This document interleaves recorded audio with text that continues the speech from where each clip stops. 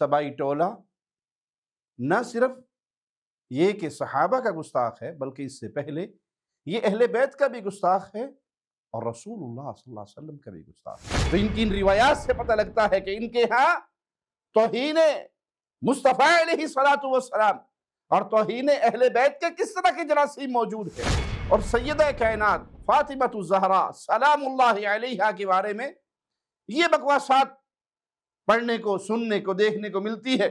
اسی کتاب کے اسی صفحے پر یہ بھی لکھا ہے۔ عوام میں ایک عام تاثر پایا جاتا ہے کہ روافض سبائی گروہ صرف صحابہ کا گستاخ ہے لیکن اہل بیت سے محبت کرتا ہے، رسول اللہ صلی اللہ علیہ وسلم سے محبت کرتا ہے۔ حقیقت اس کے بالکل برعکس ہے۔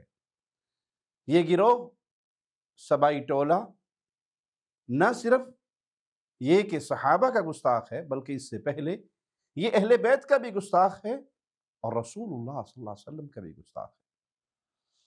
اللہ نے اپنے پیارے حبیب محمد صلی اللہ علیہ وسلم کو جو مقام عطا فرمایا وہ مخلوقات میں کسی اور کو نصیب نہیں، لیکن روایات کے نام پر روافض کے ہاں جو خرافات پائی جاتی ہیں ان سے رسول اللہ صلی اللہ علیہ وسلم کی توہین بھی لازم آتی ہے۔ آئیے دیکھیے، ان کے ایک بہت بڑے ملا باقر مجلسی کی کتاب ہے، نام تو اس کا ہے بحار الانوار، یعنی انوار کے سمندر، لیکن حقیقت میں وہ بحار الخرافات ہے۔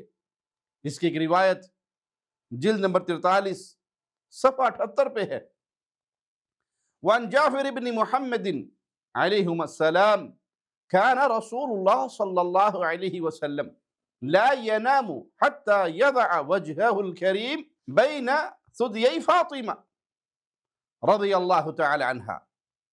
مطلب امام جعفر صادق سے مروی ہے، انہوں نے کہا کہ رسول اللہ صلی اللہ علیہ وسلم نہ سوتے جب تک کہ وہ اپنا مبارک چہرہ سیدہ فاطمہ رضی اللہ تعالی عنہا کے سینے کے درمیان نہ رکھ لیتے۔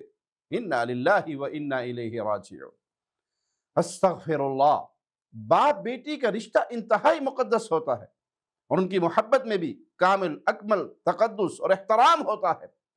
کیا ہم کسی عام مسلمان کے بارے میں اس بات کا تصور کر سکتے ہیں کہ وہ اپنی جوان بیٹی کے پستانوں میں سر رکھے ہوئے نیند کرے، سوئے؟ لیکن اللہ ان گمراہ لوگوں کو، بدبخت ٹولے کو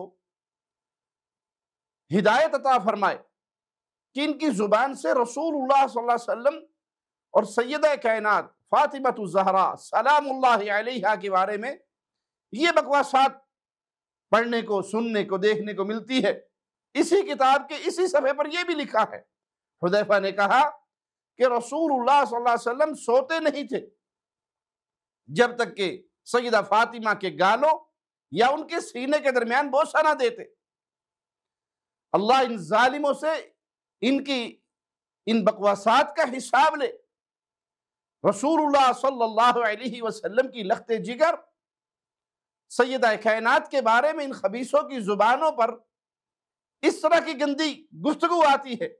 کاش ان ظالموں کو پتا ہو کہ بیٹیوں کو پیار کرتے ہوئے ان کے ماتھوں پہ بوسہ دیا جاتا ہے، سروں کو چوما جاتا ہے، وہاں پر نہیں بوسے دیے جاتے جہاں پر تم لکھ رہے ہو۔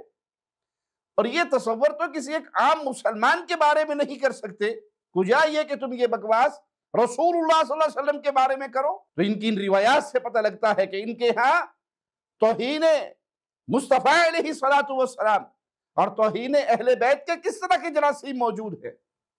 اللہ ہدایت عطا فرمائے۔ ہر لمحہ قرآن اور سنت کا ترجمان، فضیلت الشیخ توصیف الرحمان۔